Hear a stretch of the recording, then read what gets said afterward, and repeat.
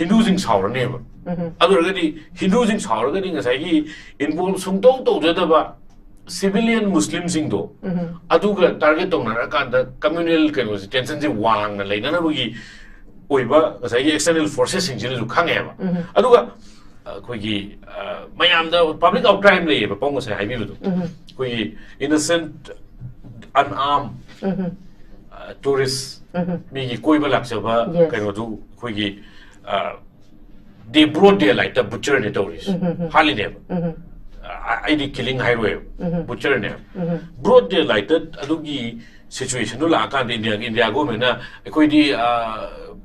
Facebook moi page ban torani moi apps ban torani ri moi mobile apps pe game ban torani run DRO se moi su khang hebe India go men gi ka se aduna something uttaya di hai bagi kai ni white wash hai tare madugi adi optics ne na lojai bai ID adi full scale da war thokani hai bisi madi ai Chandra Kumar rong lak chege Chandra Kumar hauzik ngarang dagi koi missile attack si ahuki bagi achauba kaino ma habidi Pakistan ga India ga si pura boiling point ni ko hauzik lai se sida koi gi thui ba kaino sida koi gi international intervention habidi koi UN body gumba singna masida intervention tawrap kadabagi mami gadi uba kamai tawi habidi exact war ne haba udi lauk thoktri aduma koiraga su bazagi mota kari le repair kanogi koigi huji India gi position se ai limited knowledge ta ja ta koigi India si huji si full scale war da chat pangam bagi magi position da leite no je masi aina haizari bagi na sai substantiate tawzar ga di huji si India gi foreign policy se koina sum yengja ba koina pi ngai de ga ta India foreign policy se dum koigi Pakistan da dum confine do gi kaino ma dum lai huji si India na full scale war chat pang mo ya sai hari priya ju adum sai question ju hai bi re UN intervention the atopa third party intervention jum lakani more or less sai adum hau bogan ran dum Donald Trump ki kind of statement da India say moi see that this is the same high adum Belgium the take over na India should retaliate high day see ki kind of see the adum US ki intervention lakani adagi adu madak da huji India ki kano si neighboring country mein se sai Bangladesh ki wari to Bangladesh si pick par chawba adun tongan bam thangbraga moju sovereign state ne ana sovereign state amga huji si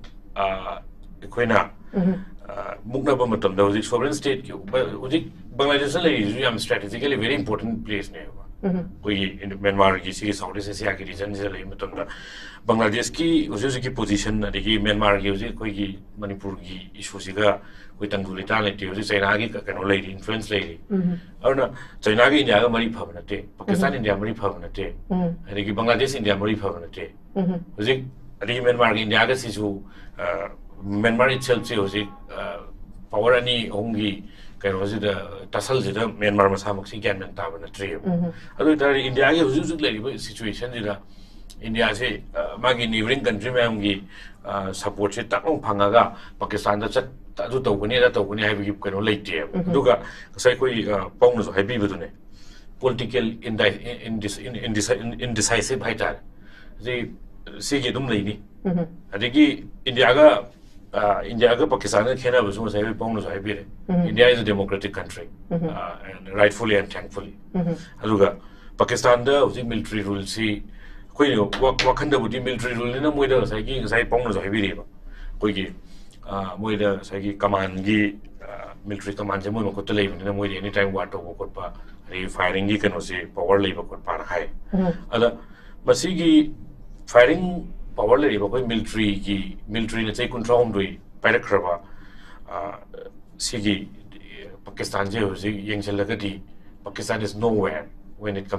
compares to it is compared to India. India aga compared to nowhere economy da and strength military ki kano da ama India aga tangdam na ba country bu wait ye ba hoji aduna Pakistan military na rule torum bagini na logzui madu ai military ai na India ki military handan logwa hai jabna te ko saigi hierarchy ki koi gi power is the more it is distributed the more it is it goes out of control aduna huji koi na ngasai ai na mamang hai jabuduni India ki foreign policy si Pakistan da na yam confine do ko ki type ta koi mainstream media channel da sun min biram khangmi ne aduga India ki policy ji ju Indian state hai jabata Indian state ki magi attitude che kitang hongdok pudi mathau tai lo sei maram di koi na media da koi adigi na tragana sai hype sing je sum yeng bada Kashmiri di pam thaba Kashmir di pam ba okay aduga the same goes with Northeast Northeast se India ki une strategically yam important over location da ne lai je aduna na hoju ki issue je thoi ne haina rim ne aduna sida sumai adum Northeast ki labor mayam ji di pam thaba but Northeast ki state ji di pam ba masigi Indian state ki masigi attitude jim hong with mathau tai tangai fadana masi adum substantiate to the say racial issues mayam lai khoi da adigi India ki history lai khoi mapam phadana phangdri huji bo aina sum kana to the phangden lo jai hai ja ta adigi rhetoric ta dum nei base rhetoric ta leba ni huji ngarang nahan khoi gi Pakistan occupied Kashmir or Pakistan ki territory kana da hit away khole hai se thangai sen na hit tawra hai base ju adum questionable way aduga hoi hit tawrungani atawraga su hekta full scale da khoi gi public ta khoi su kayo kari gum khari tawri hai ba yana na ba khoi gi mayam da public outcry le ba pong sai hai bi du khoi innocent unarmed tourists mi gi koi ba lak sa ba kayo du khoi gi they broad daylight the butcher ne tourists holiday I did killing highway butcher ne broad daylight adugi situation no la kan India government na koi di Facebook moi page ban torani moi apps ban torani ani moi mobile apps pe game ban torani run DRO je moi su khang hebe India government gi ka aduna something uttaya di hai bagi kai ni white wash hai tare madugi ani optics ne na lojai bai idea adiga full scale da war thokani haibsimadi ai thazati lojai okay thank you very much thagachari I was a hemana padai Ujachandra Kumar lakjage Ujachandra Kumar nakalamar da khoi Manipur context ta mungi kanda even under Pahalgam attack si habidi hapadu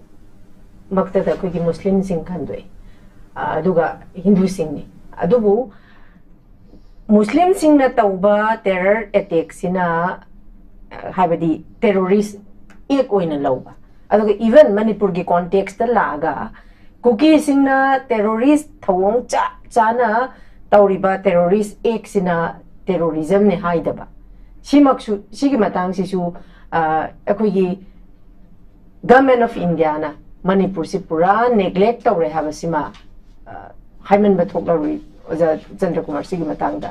aduna hojik lairiba sigi pibam jidadi Manipur gi chahi ani phagre nahan even ngarang nahan sambit patra lak padasu tongan ba minister mayam unadana MLA mayam unadana tawi dumapu chapchaba manungi kari warishin sanari no haiba dumakti khoju khangba ngamdri hojupo sigi matangdadi Oja Chandra Kumar ka maina phongdok pining kuige hari priya hojik si world je order ma khatlai di kuigi right wing kangu sina kuigi power sing si tamna paisa lak pagi kino ma be it US be it Brazil ko ade ki atopa Israel ade ki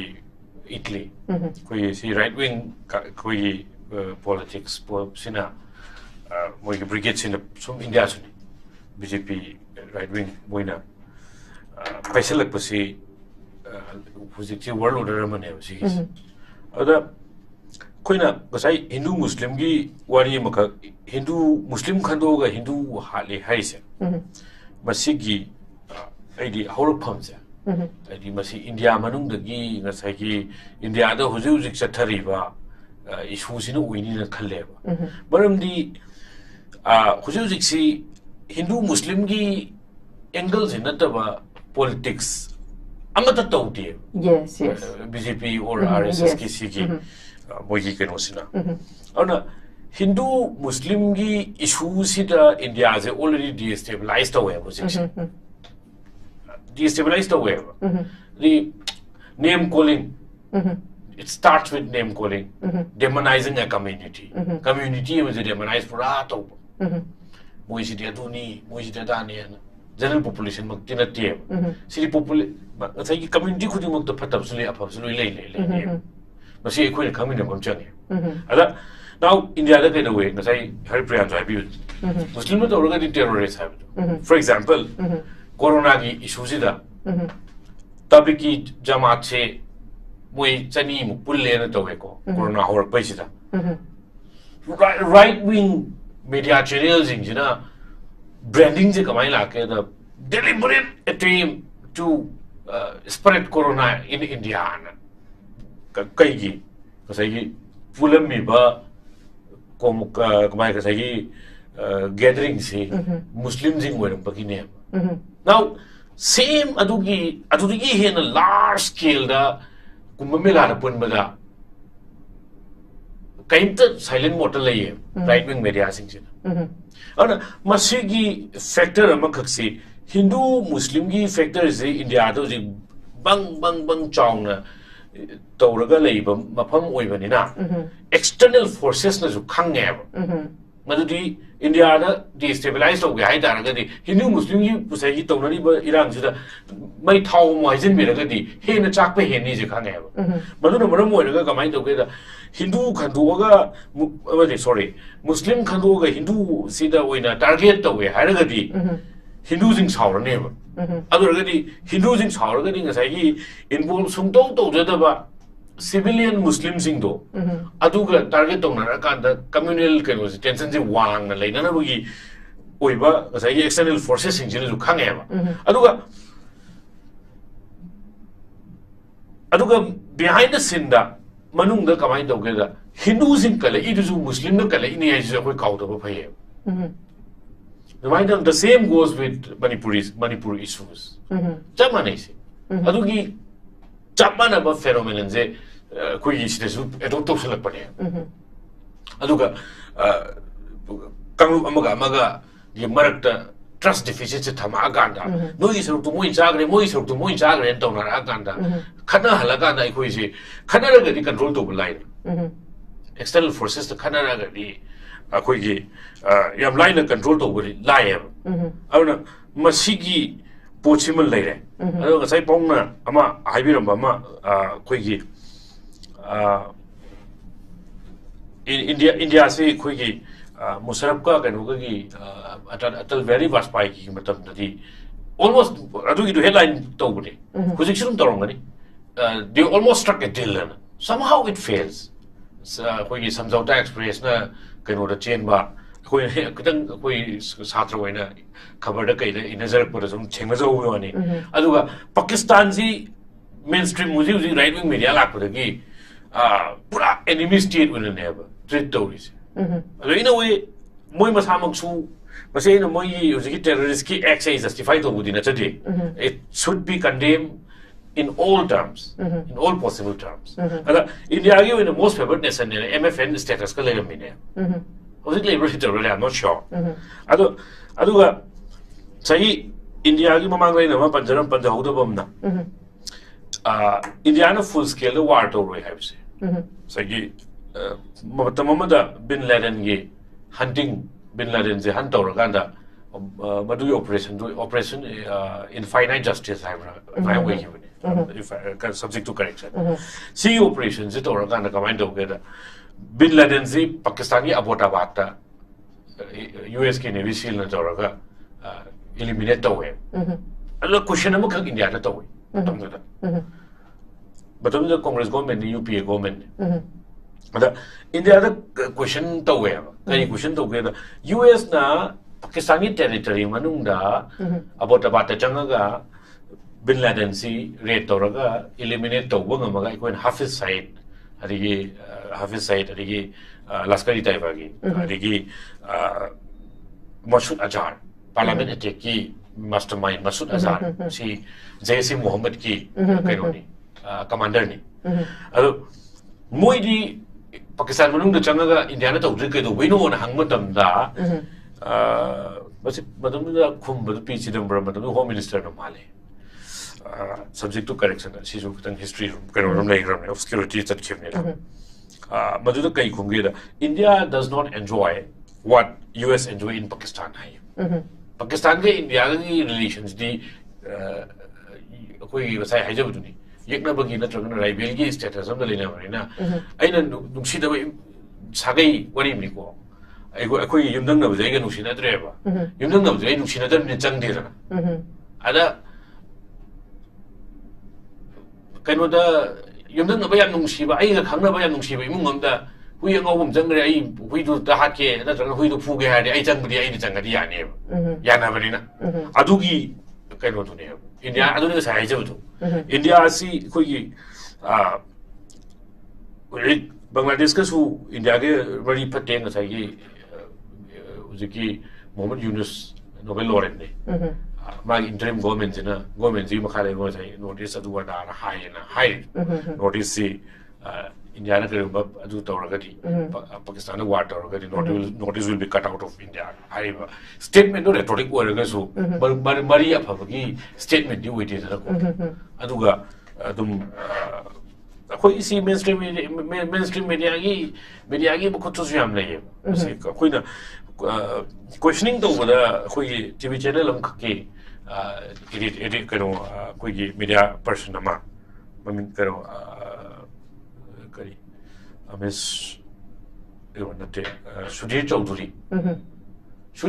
na Pakistani prime minister question ama ga hange how do you feel to be younger brother of India okay na ushita question ni dana maduda Pakistani sorry Nepal ki PM jina kaya ke India ga Nepal ga yengna bada koi younger rivalry elder rivalry we are both sovereign state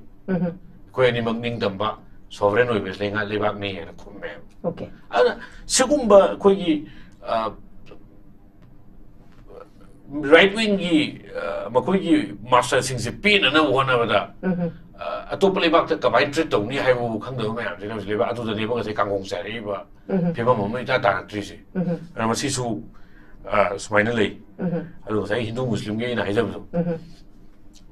the external forces know that India is boiling because of Hindu Muslim politics and they also know that if they put some fuel then it will burn more. Yes